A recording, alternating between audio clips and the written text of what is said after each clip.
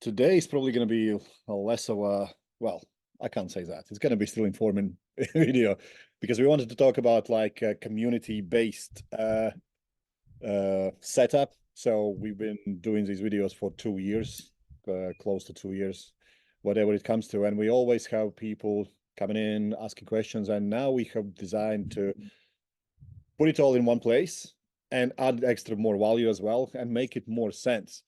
So can you talk about like the benefits as a concept of course-based community and how do you see it unwrapping and what is the reasoning for us actually doing that?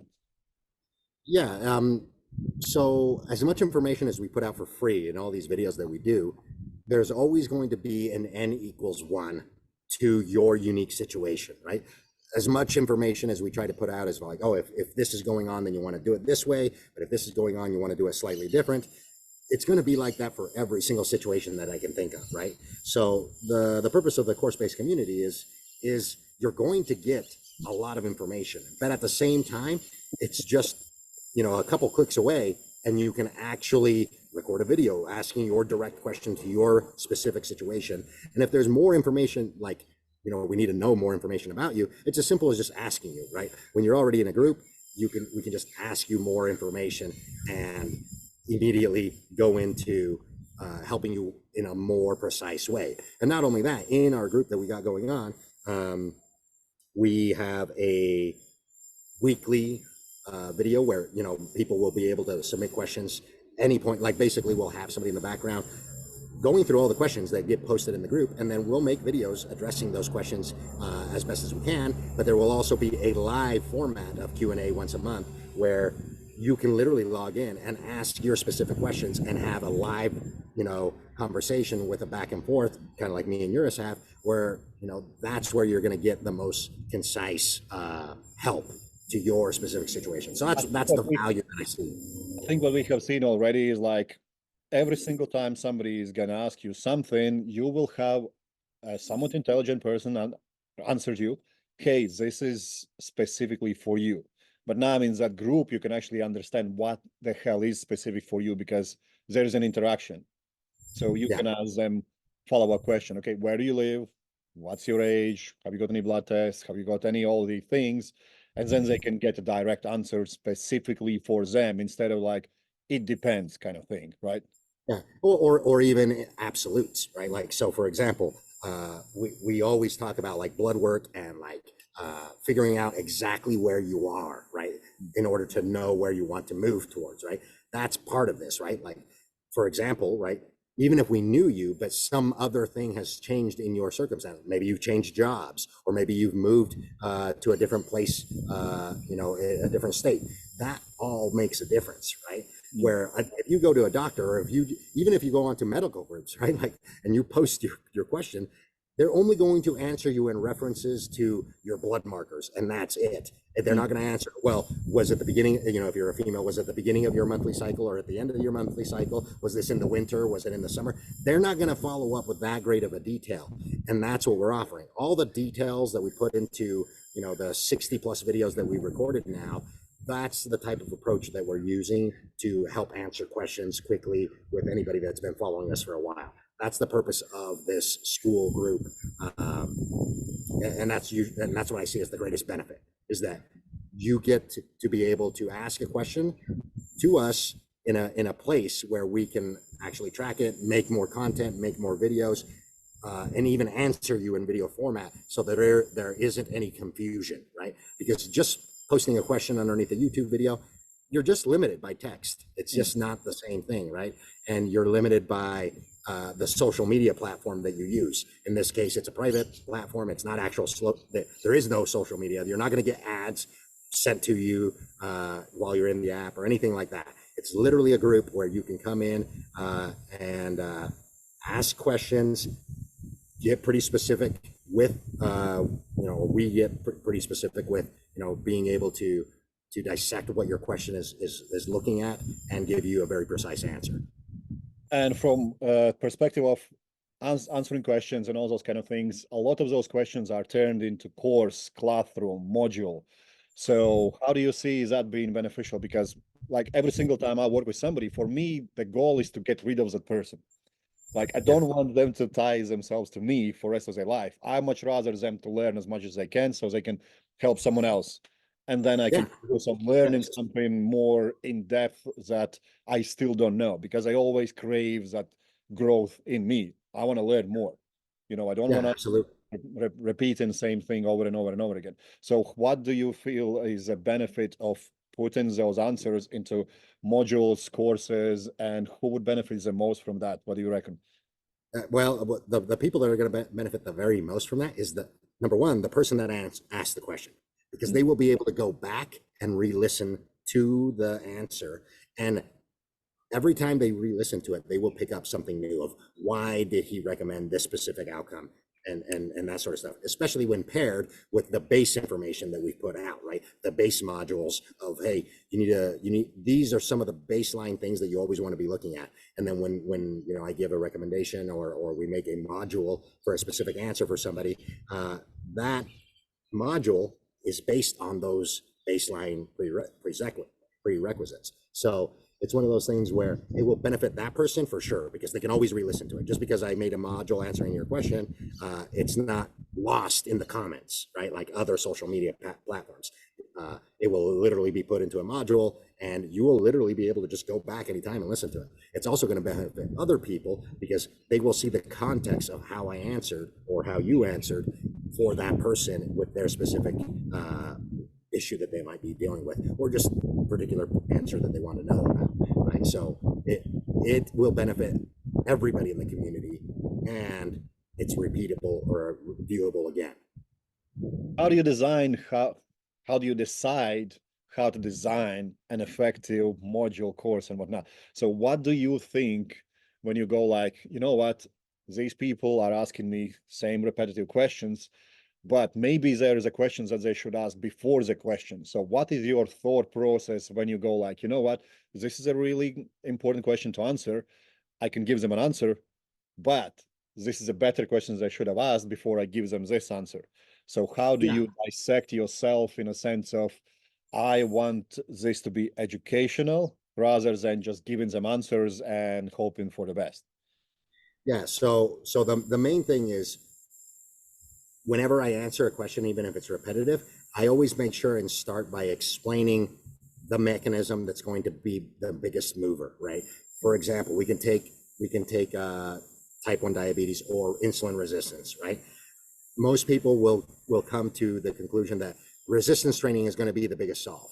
And for the most part, they're not necessarily wrong, but what if you can't do resistance training, right? Right, if you're at the stage of like, so then that means that, okay, this person physically can't do that. Is there a baseline physiological thing that modulates insulin resistance? And the answer is yes. The answer is not being under fake lighting at night is one of the biggest markers of whether you are easily going to develop insulin resistance or not, right? So I try to bring it back down to what is the base physiology looking at on why a specific outcome happens or doesn't happen, right? Because it's all probabilities. Just because you expose yourself to blue light at night does not mean you're going to get insulin resistance. But if you expose yourself all the time to artificial light at night, chronically, all the time, and then you become sedentary, well, now your probability goes up higher, right? So from a fitness point of view, they go, well, just start walking more, just start moving more, just start resistance training more. And from my point of view, that is a hammer type approach, right? Instead, you should go, okay, well, why don't we undo the baseline process that happened 3, 4, 5 years ago first, so that you can get back to doing more work and feel better while you do it, right? Because if you have insulin resistance, you're literally telling me that your body has a poor time being able to use fuels. That's what insulin resistance is, right? And correct me if I'm wrong, those people usually have also very high response to inflammation. So if they start working out, they're going to be sore for days and they can't Yeah, even. they're going to be sore for days. And They're then not they going to have the mentally energy to move work off out from very that. hard. Yeah, and insulin resistance literally means you have too much blood sugar going on, right? And yet the common advice is just work out more. Well, if your blood sugar is high, it's literally telling me that your body can't use sugars, right? So Right. how are you supposed to work out harder? It makes no sense if you just drill back to the actual mechanics of energy utilization by the body, right? If somebody's telling you you need to work out more and that's what's going to fix out your insulin resistance that's cropped up over the last 3 years, it's probably an uphill battle because you're actually going to be in an energy underutilizing energy moment for lots of months, right? Until it kind of starts to turn around. You can get ahead of it by using and modulating the light environment because that works passively. So in other words, it doesn't require you to output a lot of energy, but it does require you to change your environment, right? Once you change your environment, you change the outcome of how hormones and food works in the body, right? Because because you start to change the environment. The environment dictates what happens next at all times, right? That's why certain people have a more aggressive response to certain things and a less aggressive response to certain things. It's because their environment is different. And when I say environment, I don't just mean the outside environment. I mean your internal environment as well, right? And that the blue light at night is doing both. It's an external environmental thing that changes how the pituitary responds to just a little bit of input of any kind of food, right? Because blue light will actively raise glucocorticoids. So it's changing your internal environment without you even knowing. Without you putting food in your mouth, glucocorticoids are slowly coming up. So now your body is more sensitive and more likely to release glucose from the liver and insulin from the pancreas, even if you don't put food in your mouth. Well, what happens if you put food in your mouth? Now the response becomes that much more aggressive, right? Whereas somebody who isn't blue light, chronically under blue light all the time, they can put food in their mouth and they don't get such a dramatic response. You see what I'm saying? That sensitivity changed by the environment, not the other way around.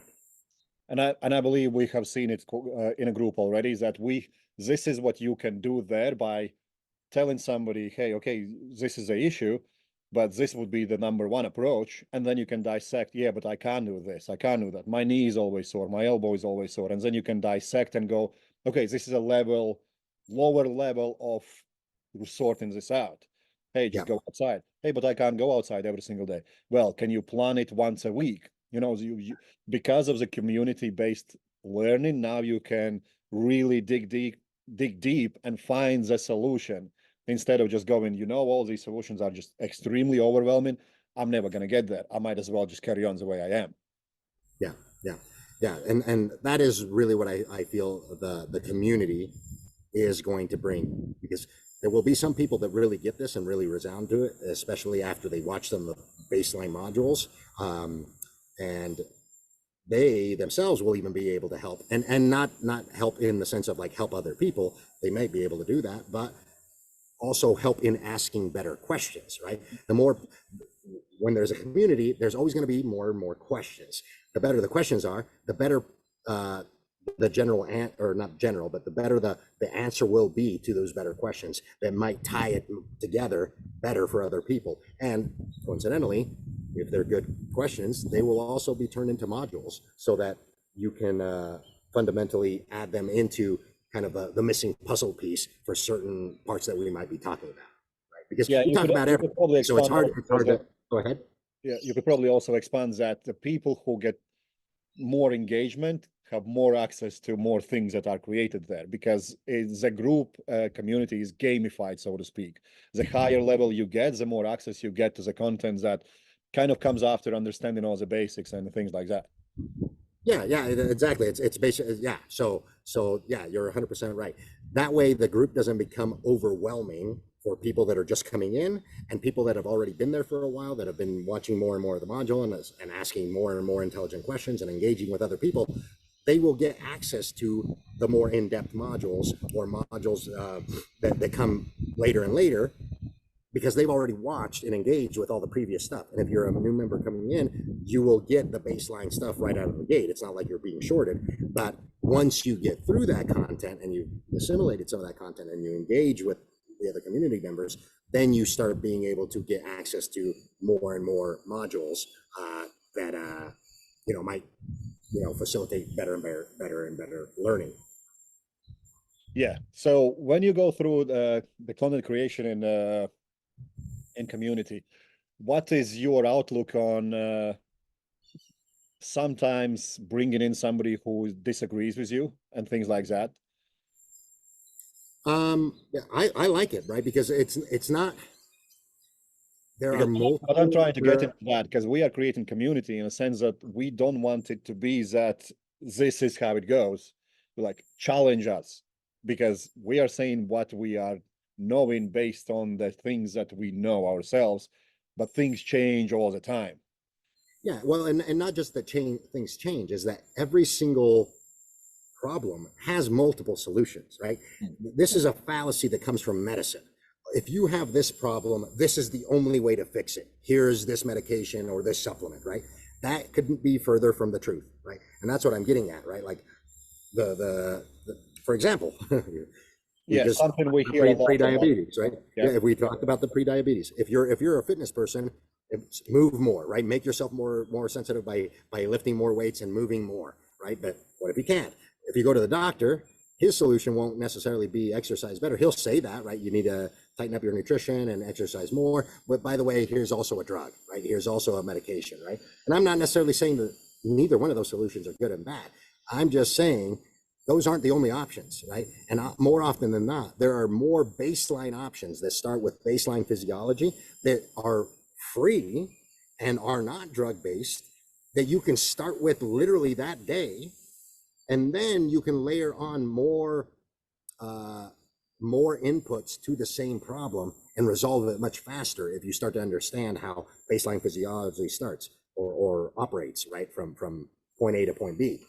So somebody who, like, I don't even call it like challenging what we say. They just have a different viewpoint, right? So they might come at the same problem with a different attack vector, and that is totally fine, right? That's totally fine. There's nothing absolutely wrong with that. But the vector that they come with, you have to judge the risks that come with that and for how long you can execute on that, right? The drug one is a perfect one that, that I want to highlight. Okay, a drug will accelerate some things. How long can you take it without running into negatives, right? Because if it's a very short time frame, well, then you're better off starting with everything that you can do that doesn't have a negative outcome, and then finally layering in a drug on top that that there's a timeline, there's a cap for how long you can take it, right? And there's nothing wrong with that approach. We do that type of stuff all the time, right? Hey, start doing this with your daily habits. Then let's layer in some type of exercise modality that's also going to complement it. Then once we're about 12 weeks into this, we have another 12-week stint where we're going to add in a drug or a supplement to accelerate things even further. But once we get to the end of that 12-week protocol, we have to get rid of the drug or the supplement, right? Because we don't want to take it too far and start getting negative consequences. And then we start the whole thing all over if we haven't accomplished the full outcome that you wanted, right? That we do that all the time, right? So it's not that I have conflicting information with like other people. It's just that other people are solely focusing on that point of view. I'm saying it has to be multi-layered. Yeah, and we see it a lot with these longevity doctors, like take this drug, take that drug, and whatever.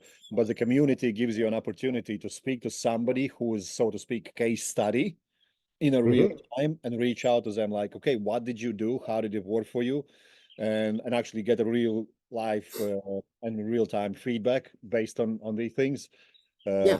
I think that's Yeah, the it reminds me a little bit of the old day forums. The difference is that now this is private. So number one, you're not going to get ads. You're not going to get, forums were sponsored by supplement companies, right? So you're not going to get a bunch of supplements pushed onto you. You're not even going to get testing pushed on you, right? Like that's another thing right now, right? The big thing is, oh, there's a test for this and a test for that and a test. I'm like, do you really need that? Why don't we get some baseline testing? Yeah, we kind of need some baseline testing, but you don't need a genetic test to tell you, because genetics change, right?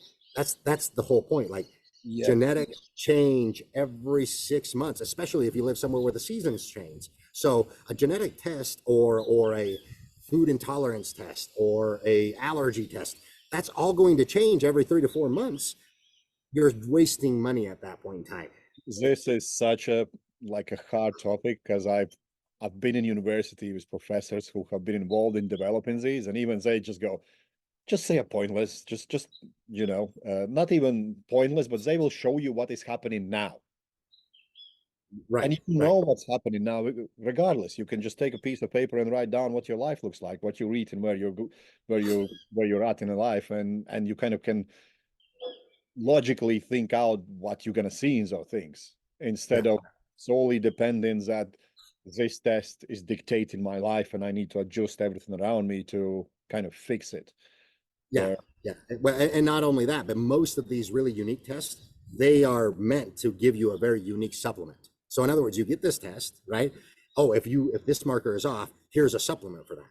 If this marker is off, here's a supplement for that. And most of the time, they're private supplements by the people that develop the tests, right? So that is a big, big, big problem, and that's not something that we're pushing. Where that we use specific supplements from life extension, for example? Yeah, absolutely, because they have a high quality supplement of whatever it might be, right?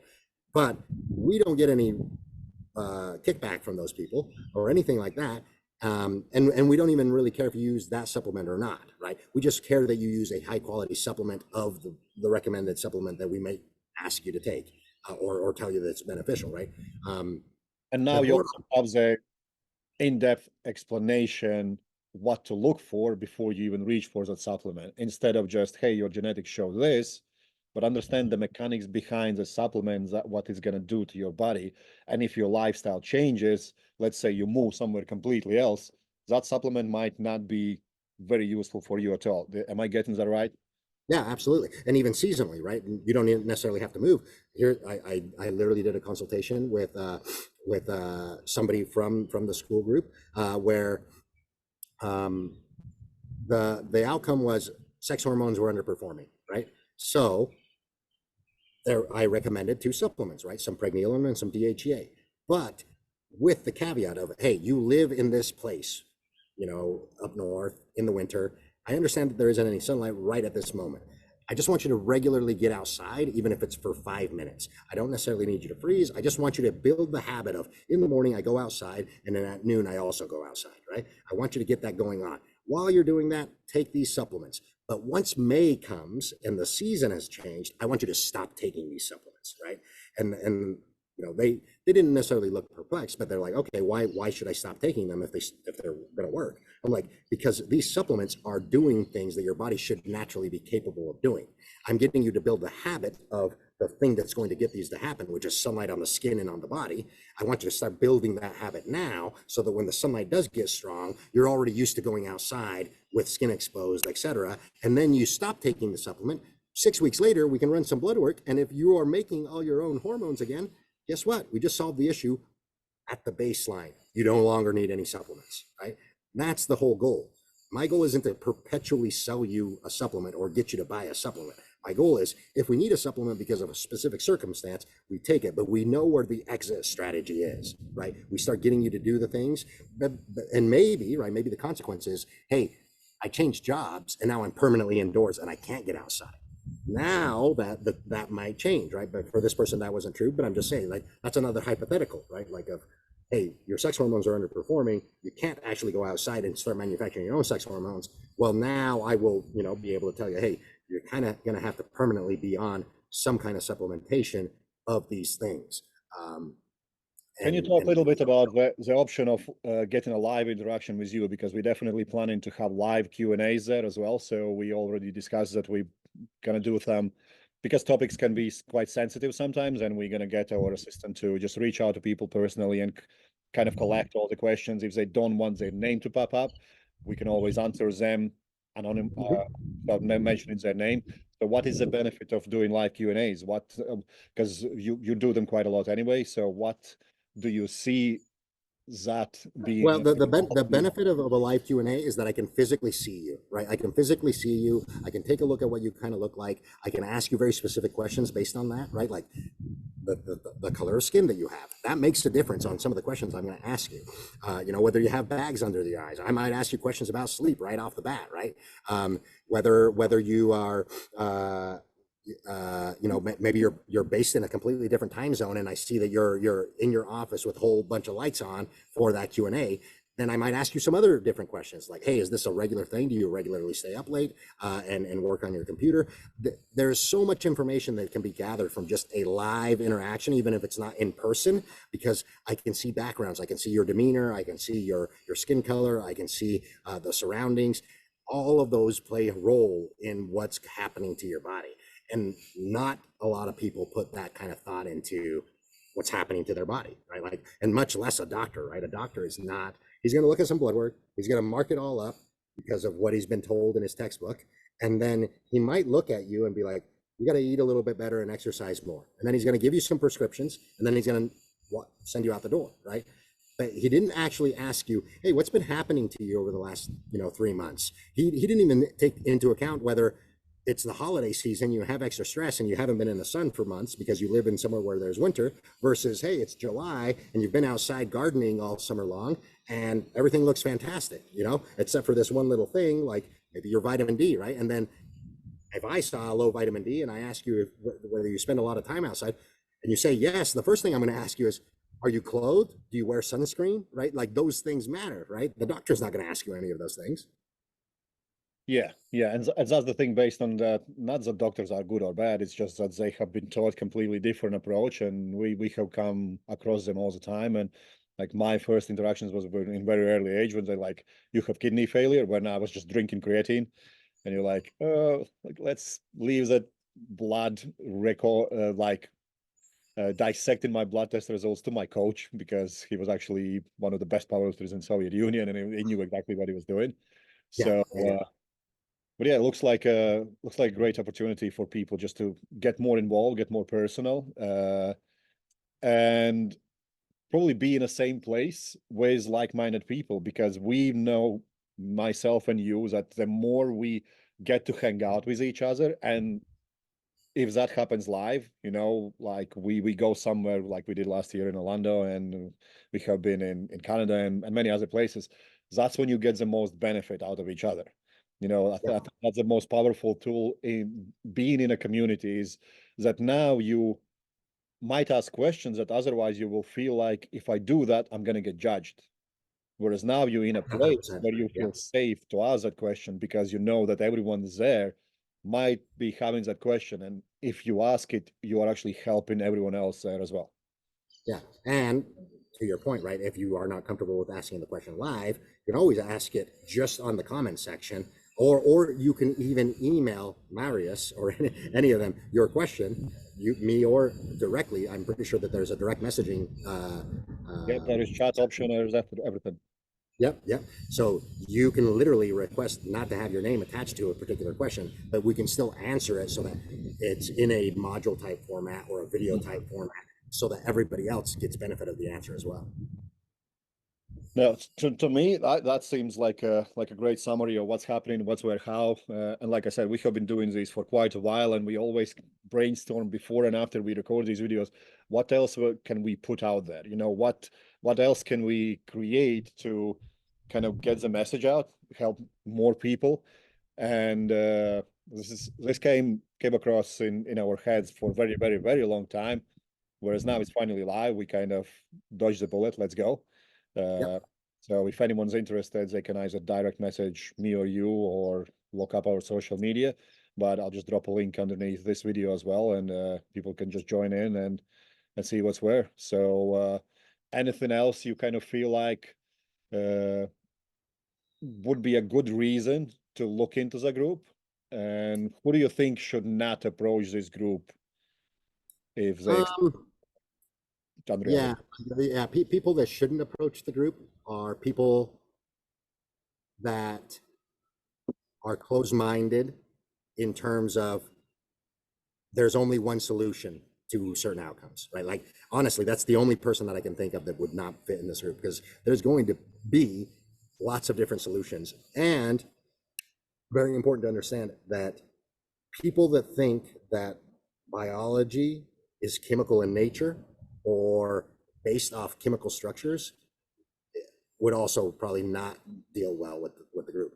You have to understand that the biology is electric in nature, and you have to approach everything from an electrical point of view: conductivity, grounding, being able to to elicit good communication between the brain and the rest of your body is the key thing.